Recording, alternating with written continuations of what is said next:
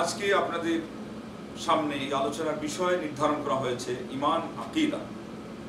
অত্যন্ত পরিচিত, বহুল পরিচিত এবং প্রচলিত এবং আমাদের ধর্মের প্রথম কথা, প্রথম কলি ঈমান এবং আকীদা। তারপরেও সেটা নিয়ে আজকে কেন কথা বলতে হলো, অবশ্যই এটা একটা প্রশ্ন, তারও উত্তর হওয়া চাই। আর বাস্তবিকই ঈমান আসলেই কি, আকীদা বলতে কোন জিনিসকে বোঝায় এবং এর দাবি দেওয়া কি, সেগুলোর মধ্যে নিশ্চয়ই আমাদের সমাজে ঘাটতি এসেছে। মুসলমানদের মধ্যে অলসতা, জড়তা, বিভিন্ন ধরনের ত্রুটি বিচ্যুতি তাদেরকে এসে ঘিরে বসেছে বলেই আজকে কিন্তু আবার আমাদেরকে এই বিষয় নিয়ে আলোচনায় প্রবৃত্ত হতে হলো। মহান রব্বুল আলামিনের বারগাহে তৌফিক দিয়ে শুরু করছি। আলাইহি তাওয়াক্কালতু ওয়া ইলাইহি উনীব। মহান রব্বুল আলামিনের পরিচয় সম্পর্কে সর্বপ্রথম জানা প্রয়োজন হয় আকীদা জানতে গেলে। সেজন্য আমি আপনাদের সামনে যে আয়াতে কারিমাগুলো তিলাওয়াত করেছি সেটি হচ্ছে সূরা গাফির, তার আরেকটি নাম হলো আল মুমিন। আমাদের দেশীয় কোরআনগুলোতে মুমিন লেখা থাকে, আরবিয়ান কোরআনে দেখবেন গাফির লেখা আছে, কেননা ওই শব্দটা প্রথমেই আয়াতগুলোতে এই শব্দটা এসেছে বলে গাফির বলা হয়। 64 থেকে 65 নম্বর আয়াত পর্যন্ত আমি তিলাওয়াত করেছি। এটা দিয়ে আমরা শুরু করবো আল্লাহ রাব্বুল আলামিনের পরিচিতি। কারণ আপনারা জানেন আল্লাহ রাব্বুল আলামিন এর পরিচিতি আল্লাহ রাব্বুল আলামিনই সবচেয়ে বেশি ভালো করে বলতে পারেন, আর কেউ সেই পরিমাণ বলতে পারবেন। সেই জন্য মহাগ্রন্থ আল কোরআনে রন্ধ্রে রন্ধ্রে, পরতে পরতে, শুরুতে, মাঝে, শেষে, প্রায় প্রতিটি সূরাতে, এমনকি প্রতিটি আয়াতেও আল্লাহ রাব্বুল আলামিনের পরিচিতি আপনি ঠিকমতো খুঁজলে, সন্ধান করলে আপনি অবশ্যই পেয়ে যাবেন। তারপরও বিশেষ বাছাই করা আয়াত যেগুলো আছে সেগুলোতে আরো সূক্ষ্মভাবে ইন্ডিকেট করেছেন মহান রব্বুল আলামিন তার পরিচিতি। সেজন্য আমাদেরকে সর্বপ্রথম মহাগ্রন্থ আল কোরআন থেকেই আল্লাহর পরিচিতি জানার একটা মূলনীতি এবং একটা সূত্র এই কথা মনে থাকার জন্য বলে দেওয়া হবে। কেননা আল্লাহ রাব্বুল আলামিনের পরিচিতি এটা উৎস হিসাবে আজকে আমাদের ভিন্ন হয়ে গিয়েছে। সেজন্যই এর মধ্যে বিঘ্নতা সৃষ্টি হয়েছে। আল্লাহর পরিচিতির জন্য এক এক দল এক একটা উৎস বানিয়ে ফেলেছে এবং শেষ পর্যন্ত তারা বলছে যে রূহ বিনে শরীর যেমন, মারিফত বিনে শরিয়ত তেমন। শ্লোকের মতো করে, মন্ত্রের মতো করে কথা দিয়ে মানুষকে কিভাবে জাদু করা যায়, তারা সেই সকল ছল ছাতুরি, কলা কৌশল এবং কথার যে খই ফুটানোর মাধ্যমে মানুষকে অন্যদিকে ভিন্ন পথে প্রবাহিত করার আল্লাহর পরিচিতিকে নিয়ে তারা কিন্তু সকল পায় তারা চালিয়ে ফেলেছে। এমনকি তারা যথেষ্ট পরিমাণে সার্থকতাও অর্জন করে ফেলেছে এই বাংলাদেশের মতো উর্বর মুমিন মুসলিমদের সেই অন্তঃকরণে। এখন তারা আল্লাহর পরিচিতি সম্পর্কে জানতে গেলে কোরআন যে এটার উৎস এটা অনেকে জানেই না, ধারণাই নাই। তারা মনে করে ওই মারিফত নামে একদল যে আজকে বাজারে বের হয়েছে ধর্মীয় ব্যবসা নিয়ে, তাদের ওখানে গিয়ে তাদের কাছে যদি মুরিদ না হয়ে আধ্যাত্মিক যে তারা পদ্ধতিগুলো বলবে আপনি আল্লাহর পরিচিতি উদ্ধার না করতে পারেন, তাহলে আপনি হতে পারে শরীয়তে ইসলামিয়াতে আপনি একজন স্কলার, আপনি ইসলামিক লতে হয়তো বা আপনি অনার্স করেছেন, কেউ মাস্টার্স করেছেন, কেউ ডক্টরেট করেছেন, কিন্তু এরপরেও আপনার নাকি কোনো কিছুই অর্জন হয় নাই যতক্ষণ পর্যন্ত ওই জায়গায় গিয়ে মারিফতের যে একটা ধারা আছে সেখান থেকে আপনি কিছু না নিয়ে আসেন। আর সেখানে কি দেওয়া হয়? সেখানে বলা হচ্ছে যে আলমুল আমরের মধ্যে 5টি জিনিস আছে, আলমুল হালকের মধ্যে 5টি জিনিস আছে। এই আলমুল আমরের 5টি জিনিসের নাম তারা ঠিক করেছে কলব, রূহ, সির, খাফি, আখফা।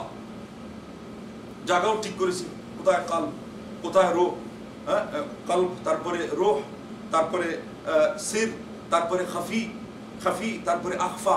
এইভাবে তারা ইন্ডিকেট করে সর্বপ্রথম ওই কলবটাকে ব্যারিকেড দিয়ে আটকায়া দেয়।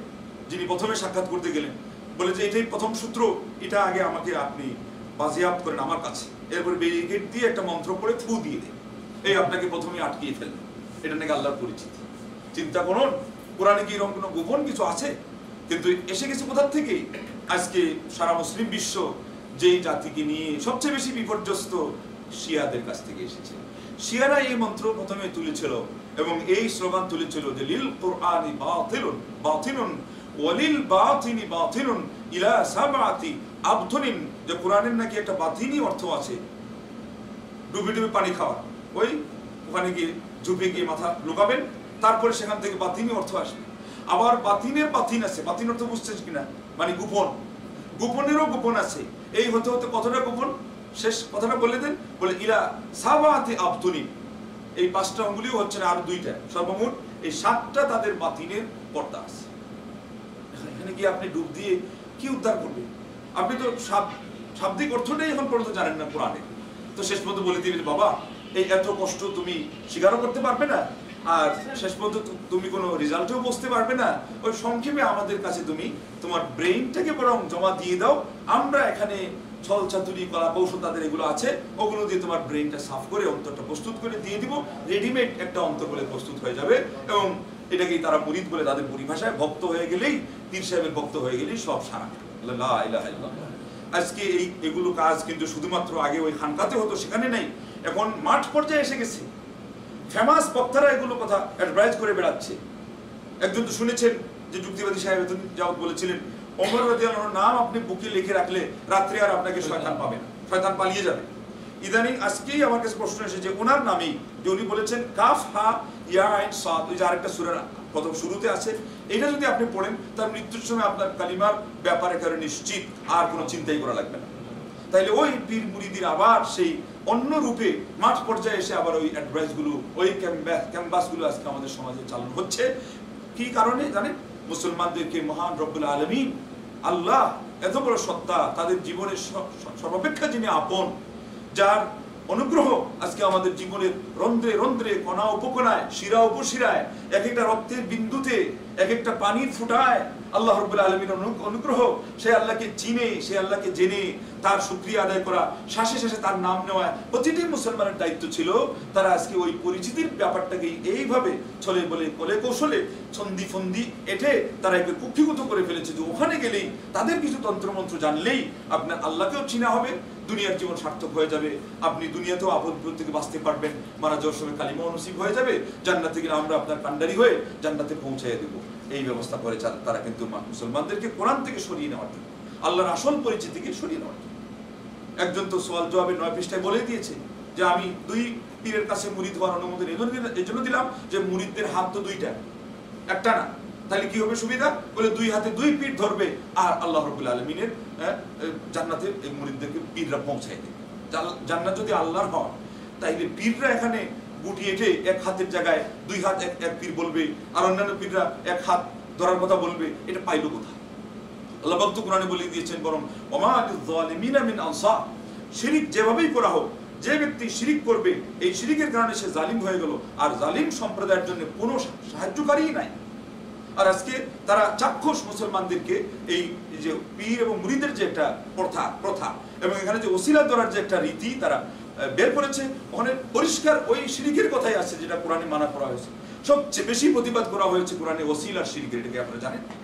ওই দ্বিত্ববাদ, তৃত্ববাদ, পৌত্তলিকতা, বৌদ্ধিস্ট, তারপরে শিখ, তারপরে আরো যত মতবাদ আছে, হিন্দুইজম সহ এবং ইহুদিইজম, খ্রিস্টানিজম, এগুলোর চেয়ে সবচেয়ে বেশি প্রতিবাদ করা হয়েছে কোরআনে এই আপনার ওসিলা ধরার ইজমটা। এখন এই ওসিলা হিন্দুরা ধরলে খালি হিন্দু হবে, মুশরিক হবে, আর মুসলমানরা ওই ওসিলা ধরলে মুশরিক হবে না? আমি কিন্তু ওই কথায় একমত না যে প্রত্যেকটা কাজেই আপনি শিরক বলে দিবেন। একদল ছবি টবি এঁকে তাদের বড়দিনের জন্য পূজায় বের হবে, আর আরেক দল ওই বৈশাখ পালন করার জন্য ছবি এঁকে বের হবে। এরা হিন্দুও না, খ্রিস্টানও না, এবং ওই আকীদা বিশ্বাসে একমত না। দুইজনকে আমি সমান মুশরিক বলবো, আমি কিন্তু ওই ধরনের মুফতি আবার না। আমাকে একটু ভালো করে শুনবে, তাইলে বুঝবে বিষয়টা। কিন্তু যে ব্যক্তি আপনাকে এই পরিমাণে ইনসাফ করা জানে, যে ব্যক্তি দুধের দুধ পানির পানি আলাদা করা জানে, সেই ব্যক্তি যদি আবার কোনো জায়গায় গিয়ে সিরিয়াস হয়, তখন আপনাকে আসলে জেনে নিতে বাধ্য হতে হয় যে না, এবার যে এই লোকটা যে এই কথাটা বলেছে এটা চিন্তার বিষয়, এখানে আমাদেরকে দেখতেই হবে। তাহলে আমি যেহেতু পার্থক্যের থেকে পার্থক্য করা আলহামদুলিল্লাহ এর অভ্যাস রাখি, এরই অর্থ হলো যেখানে এক বিধান বলে দিব সেখানে অবশ্যই নিশ্চিত হয়ে আমি বলেছি। তো ওসিলা ধরার যে বিধান, যে দুর্ঘটনাটা, যে ক্যান্সারটা, ওসিলা ধরা, আল্লাহ এবং বান্দার মাঝখানে একটা মাধ্যম লাগবে।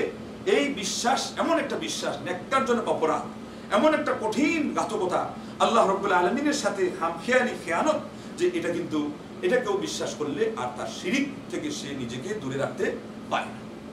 কেননা এখানে কোনো পার্থক্য করা হয় নাই, কোনো অবস্থায় এখানে পার্থক্য নাই যে আপনি আল্লাহ রাব্বুল আলামিনের এবং আপনার মাঝে মুসলমান হয়েও একটা মাধ্যম ধরবেন ইবাদত কবুল হওয়ার জন্য, আর ধরার পরে আপনি মুসলমান থেকে যাবেন আর হিন্দুরা হিন্দু থেকে যাবে না। ওই মাধ্যম ধরলে মাধ্যম হিসাবে হিন্দুদের যে বিধান হবে আপনারও সেই বিধান আছে। এবং এই ধরনের কিছু বেসিক কথা আছে মাধ্যম ধরা, সেজদা দেওয়া, এটা তো আপনারাও জানেন। সেজদা যদি কেউ কাউকে দিয়ে দেয় এবং ওই পরিমাণ শ্রদ্ধা নিয়ে দিয়ে দেয়, তাহলে এবারে কিন্তু আর পার্থক্য করার কোনো উপায় নাই। ওইদিকে আপনি রাত্রে তাহাজ্জুদ পড়েন না কেন, কিন্তু আজমিরে গিয়ে যেমন সেজদা দিয়েছিল, শাহজালাল মাজারিকে সেজদা দেয় এবং শ্রদ্ধা ভরেই সেজদা দেয়, যারা সেজদা দেয় এরা কিন্তু শ্রদ্ধা ভরেই দেয়। মানব যে করে বাবার কাছ থেকে কিছু পাওয়ার জন্যই করে কিনা করে, তাইলে এই জিনিসগুলোতে কোনো আর ব্যাখ্যা নেই, এখানে কোনো ফসকে যাওয়ার ফুসলে যাওয়ার আলাদা করার কোনো পার্থক্য করার কোনো উপায় নাই। সেজন্য এখানে বলতেই হবে ওই কথাই যেটা বাস্তব। তো আমি কেন বলবো, এমন কিছু বিষয় আছে যেগুলো ফতোয়া দেওয়ার জন্য ইসলামিক বিষয়ে স্কলার হওয়া লাগে না। একটা হিন্দু মানুষ হিন্দু থেকেও তার বিবেক যদি বিবেকের দরজা খোলা থাকে সেও বলতে পারে। যেমন গান্ধী বলেছিল, গান্ধী আজমিরে গিয়ে যখন দেখলো যে মুসলমানরা মঈনুদ্দিন চিশতির মাজারে সেজদায় রত আছে, তখন সে কি বললো, বলে উঠলো যে ভারত মাতা কা দু সন্তান, এক হিন্দু और एक मुसलमान, फर्क ये है कि हिंदू अपने देवताओं को पूजते हैं मिट्टी पे रखकर और मुसलमान अपनी देवताओं को पूजते हैं मिट्टी पे छुपाकर। যে ভারত মায়ের মাতার দুই সন্তান, একটা হিন্দু আর একটা মুসলমান। পার্থক্য হলো শুধুমাত্র নামে আর অবস্থানে, যে মূর্তিটা কে রাখে কোথায়, কিন্তু প্রসঙ্গ এক।